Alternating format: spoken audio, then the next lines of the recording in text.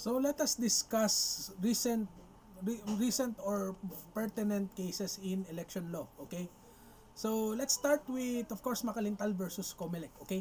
So of course, Macalintal versus Comelec and Hidalgo versus Comelec refers to the recently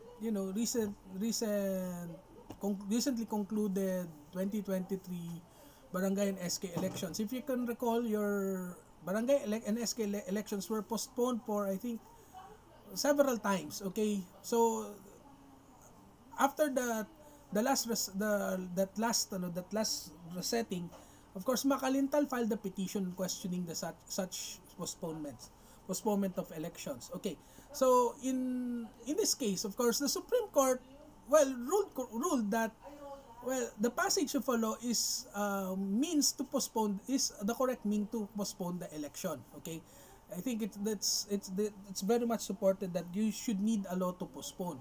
However, the Supreme Court determined that the law itself did not have any reasonable means in passing the same. So what is being said by the Supreme Court here is there is no valid reason for the postponement of the elections. Now, the Supreme Court discussed that the right to suffrage or the right to vote is a very much enshrined and protected right under the Constitution, and any means that would delay such exercise of the right of suffrage is a constitutional violation. So the Supreme Court held that the elections were not properly postponed. And in line with that, of course, there were guidelines that were now promulgated by the Supreme Court in order to determine the validity of any future laws or rules postponing elections. Okay, so of course there are 5 guidelines. Okay, but there must be an emphasis. Of course, the 5 guidelines has a lot of sub guidelines, but you have to consider that there should be a genuine necessity or a genuine basis in the postponement of the election. If the postponement is intended to delay or circumvent the right to suffrage and all of those other possible delay in the election, the same should not be considered as factors. So the Supreme Court also delineated that reasons such as election fatigue, purported resolving divisiveness, shortness of existing term cannot be a mere basis for the postponement of the election. Okay, so what is important is there is a protection on the right to suffrage of the people. Okay, so then we have Albano versus Comelec. This refers to a provision on the party list law. Okay, so the Supreme Court declared invalid and unconstitutional because there is a portion in your party list law that a person who's been nominated should not be a person who has lost his bid for elective office in the immediately preceding election. So this provision was questioned. The Supreme Court held that such provision in the party list law is unconstitutional because there's no basis on why are you going to prohibit someone who, why is there, if the qualification is it has lost, why would that loss or losing in a previous election, regardless of the position that is run, would be a burden on the part of the one who's going to run as a nominee in the party list. Okay, so of course the said prohibition placed on losing candidates, of course it violates the constitutional guarantee of substantive due process by intruding on the right of losing candidates in the immediately preceding elections from participating in the present election. So of course, likewise, the state cannot require eligibility for public office to be conditioned on a candidate's ill performance in the previous election, nor may such performance be used as a rubric to gauge the person's ability to serve. Okay, then we have Agabo versus Comelec and Marquez versus Comelec. So this refers to delays being committed by the Comelec during the election, because although the Comelec is, attuned into, the Comelec is accustomed into, doing work every 3 years, okay, except there are special elections. Of course, once the calendar of activities will kick in, diba? The Comelec would now be burdened with all of these election-related matters, okay? So, of course, Agabo and Marquez upheld the power of the Comelec as to its power to conduct and to supervise elections. But however, the Supreme Court also recognized that, of course, COMELEC is time-pressed in its preparatory activities, especially during an election year. So the COMELEC is urged, of course, the Supreme Court reminded the COMELEC to promptly resolve substitution case, because what happened here was there were substitution cases that were filed before the COMELEC. However, the election has been far and done, already over. The substitutions were still not yet been resolved. Okay? So that's the issue here. So of course the COMELEC is being urged to promptly resolve the inclusion or exclusion of candidates, or resolve substitution cases, so that it may devote its time to ensure the conduct of free, fair, and honest elections. A balanced policy which guarantees promptness on one hand and the fair exercise of discretion on the another will not only aid the noble mandate of the COMELEC but also prevent cases from becoming moot. Thus, to avoid the recurrence of similar incidents, the COMELEC is strongly urged to adopt a practicable plan or timeline to ensure that all cases which may result in the inclusion or exclusion of a candidate from the ballot are resolved at the earliest possible time. Okay? Then, Pom Limansares versus COMELEC, we kind of discussed this before with respect to qualifications of members of Congress. So, of course, in Paul Limansares, there is this discussion on, of course, if you can recall, the Imelda Marcos versus COMELEC, okay? There is this issue that, of course, a person may still run on this place of domicile because there would be animus revertendi. But of course, there would be instances that sometimes a person might want to go to another place to run for office. I think this is the reality nowadays. Okay, but of course, you have to transfer your residency/domicile. So, of course, in Paul Limansares, there are requisites. So, there are 3 requisites to acquire a new domicile. So, residence or bodily presence, an intention to remain there, and an intention to abandon the old domicile. So, to successfully effect a change of domicile, one must demonstrate an actual removal or actual change of domicile, a bona fide intention of abandoning the former place of residence and establishing a new one, and definite acts which correspond with the purpose. Okay? Then, Maliksi versus COMELEC. So, Maliksi versus COMELEC refers to the probative value of printouts. Okay? The probative value of printouts of the voting machines. Okay? Because our voting machines, and as required by RA 8436, there must be a requirement of features like BBPAT. One of them is BBPAT. We'll discuss BBPAT later. But also, the machines are also capable of reproducing or able to capture all of the votes in the SD card. Okay, so example, there are 300 ballots that were filled up. Aside from the physical ballots, you should be the BCM should be able to capture those 300 ballots, okay, that were fed into the machine. Okay, so we have 2 kinds of evidence. You have an ephemeral, which is the one in the SD card, and we also have the physical ballots. Okay, so we have this picture image and that then that official ballot. So it was ruled here that, of course, well, technically the 2 documents are original documents because they are produced at the time when it was produced, diba? If you can recall your rules on electronic evidence, you have this concept of that output at that site at that particular time. Okay, so they have equal probative weight. So in short, when either is presented as evidence, one is not considered as weightier than the other. However, there's a catch. This juridical reality does not authorize the courts, the COMELEC, or the electoral tribunals to quickly and unilaterally resort to the printouts of the picture images. So, despite the equal probative weight accorded to the official ballots as vis-a-vis those picture images, the rules for the revision of the ballots adopted for their respective proceedings still consider the official ballots to be the primary or best evidence of the voter's will. In this regard or that regard, the picture images of the ballots are to be used only when it is first shown that the official ballots are lost or their integrity has been compromised. So, this is a peculiarity in election law. So default would always be the physical ballots. So if there would be a destruction of the physical ballots, there would now be a resort to the picture images as stored in the SD card. So, well, how can we say as a valid a proper word? We're saying that, well, it's kind of subsidiary. The picture images are subsidiary. It is more or less conditioned on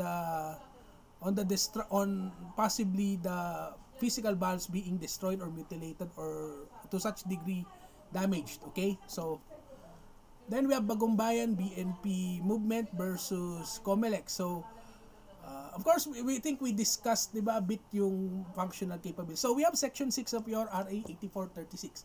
So may mga minimal functional capabilities yan. So that what is directed by section 6. This should be complied by any election contractor or provider. So for example, diba, previously Smartmatic is compliant with your section 6. Now remember, Smartmatic has already been out as we are speaking right now. Diba, ang kapalit ngayon yung parang Korean Japanese company, diba, na kine-question ni Vico Soto, if you can recall it, diba? But yung pumalit, syempre, required pa rin sila na mag-comply sa Section 6. As long as the COMELEC would be able to determine that they have the capabilities under Section 6, that they can be valid election providers. Okay? So, yung Section 6 is a mandatory requirement. So, of course, these functions constitute the most basic safeguards to ensure the transparency, credibility, fairness, and accuracy of election results. Okay, so ano yung mga requirements? So may need ng voter verified audit trail, kailangan yun nga, yung kanina yung picture images, it's also a requirement. Okay, then of course then there should be verifications of votes, etc. etc. So yun yung mga requirements na pag wala yung election provider, they might be questioned as to their qualifications. Okay, then of course Buenafe versus COMELEC. Okay, Buenafe versus COMELEC is actually a presidential case because this involves the disqualification against BBM. Okay, actually ang daming mga issues dito. Okay, so first issue here is, of course, there was this distinction. So this has been already a repeating distinction in other cases, diba? Aratea versus COMELEC, ano pa ba yan? Even in the mga latest cases natin, there is already a comparison between a Section 68 petition and a Section 78 petition. Of course, your 68 concerns 78, okay, concerns with false misrepresentation. The other one is more on other qualifications, okay? So it's more on the eligibility, okay? Then of course, second, they have different prescriptive periods. Of course, they are covered by different rules and procedures by the COMELEC. Then, of course, the grounds for the petition for disqualification are limited to Section 12 and 10, while, of course, in your material representation, it's 78, okay, of your Omnibus Election Code. Then, we have this, so, of course, that's usually the distinction. So, while sinasabi din sa ibang jurisprudence, you can file anything as long as you comply with the prescriptive periods. If your means to the end is clear, you can either choose a 68 or 78. That's what other jurisprudence will say. Okay. Now, of course, the nitty-gritty of your Buenafe is that this concept of moral turpitude. Okay. Well, actually, this is a little bit of a confusing decision because so what's happening now is this. Remember that Buenafe involves qualifications of the President of the Philippines. So as it stands now, if we're going to follow Buenafe, a candidate for president should not be disqualified under Section 12 and 68 of the Omnibus Election Code. Which is, I think, it would be, just my opinion, this might be a questionable ruling. I consider this as obiter. This is a bit questionable if you're going to follow this as ratio because, in the first place, note that the qualifications of the president is a constitutional qualification. Okay? Being a constitutional qualification, there's no colotilio there that if you read your Article 7, section 2, 3, there's no requirement of being disqualified under the law. Okay? So, and if we're going to rule that Section 12 and 68 is applicable to a president, that might be a little bit contrary to the previous rulings in Makera and in Social Justice Society versus DDB. Although those cases involve the legislative department, note that the premise of the decision there in SJS in Makera is that, well, the qualification is for the Constitution, you cannot add on it. Okay?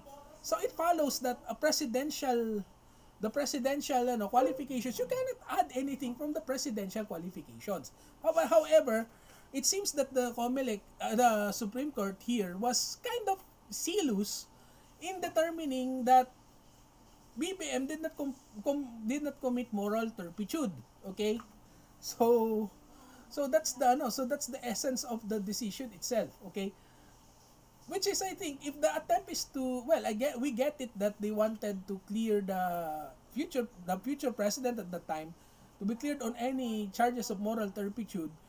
I think the more legal reason there is, well, that's not really a ground to disqualify the president in the first place. Okay, so I think that's a bit confusing. Now, since there was a discussion on moral turpitude, of course they discussed eventually in the merits that moral turpitude is the acts of the BIR non-compliance is not constitutive of moral turpitude. Of course, the discussion on moral turpitude there is important for purposes of your local government code, because there is a reiteration of cases involving moral turpitude, which also involves local government code discussions. Okay, so what do I mean by that? Okay, so there was a discussion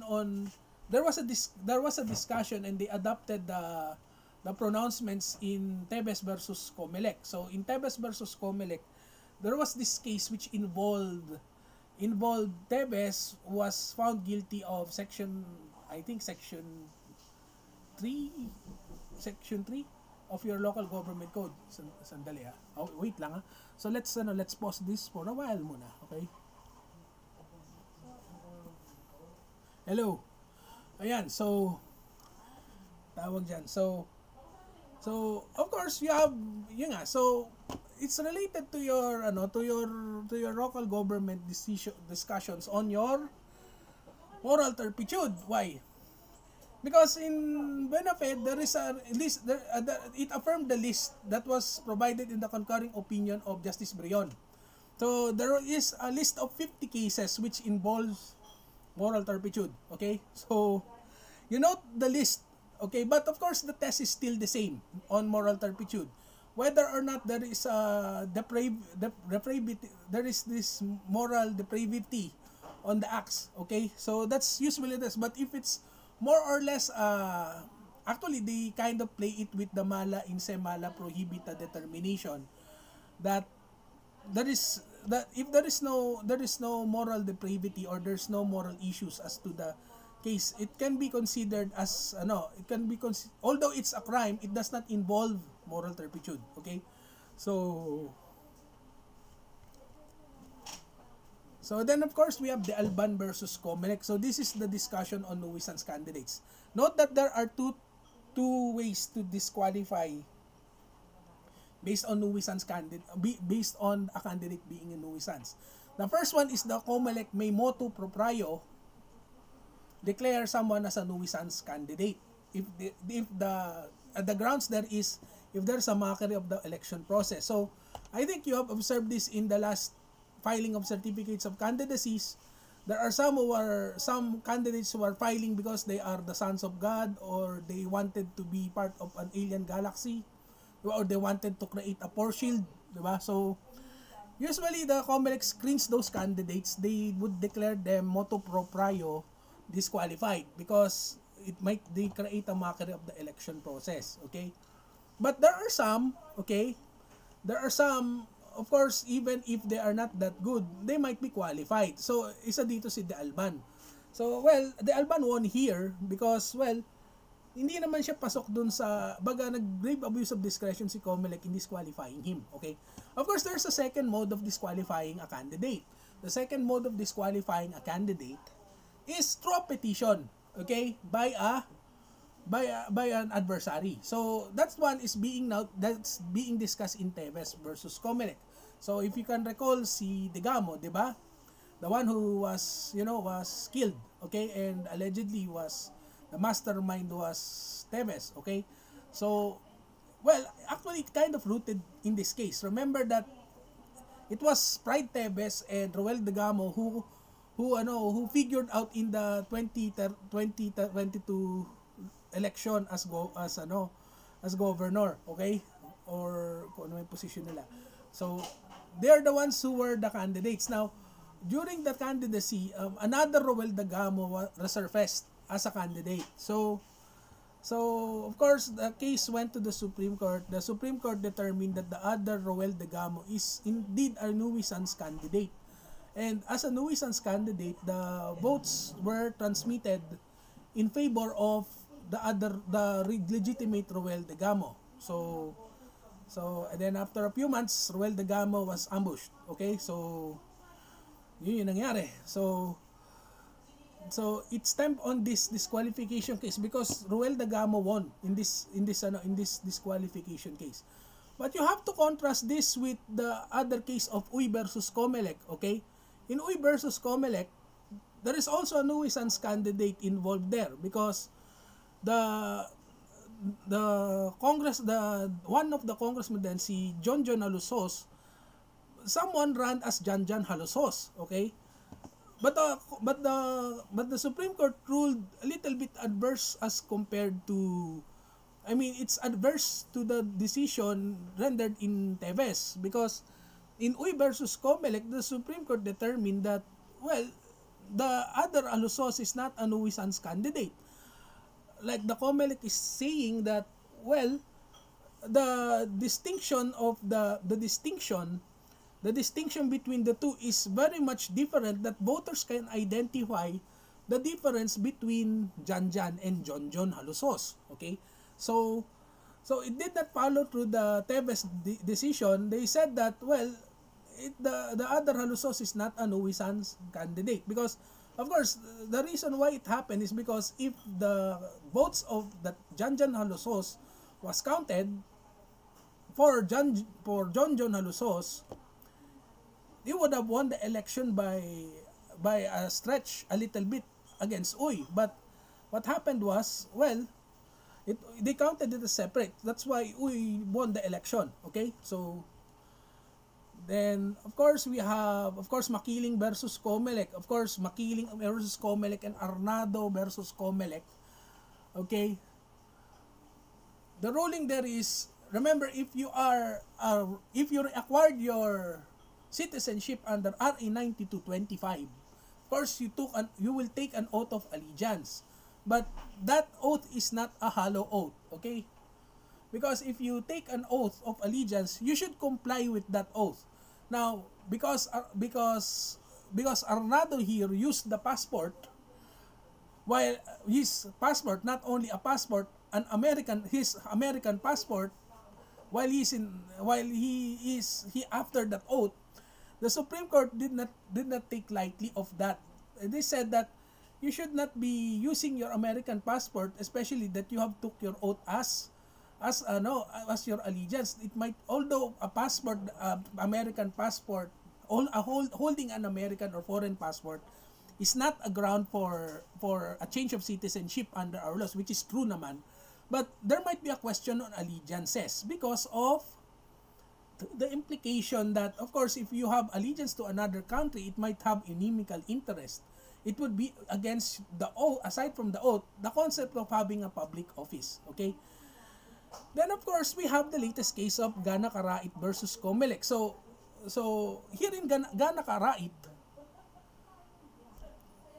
the Supreme Court held here that if you are already a dual citizen, a legal dual citizen, the provisions of of RA 9225 would not apply already to you because your dual citizenship came from natural causes, okay, or natural causes like what was discussed in Mercado versus Manzano, okay.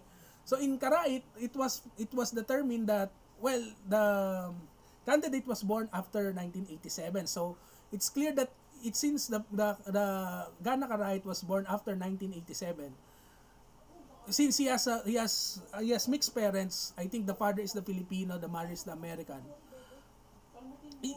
Technically, by mere legal fiction, she is already a Filipino. There's no need for reacquisition of the citizenship. Okay? There's no need for election. There's no need for other positive act. As long as she is Filipino, naturally, he can run for that position that he is running because he's a natural born Filipino citizen. Okay? So, that will be for the latest updates on election laws. Okay?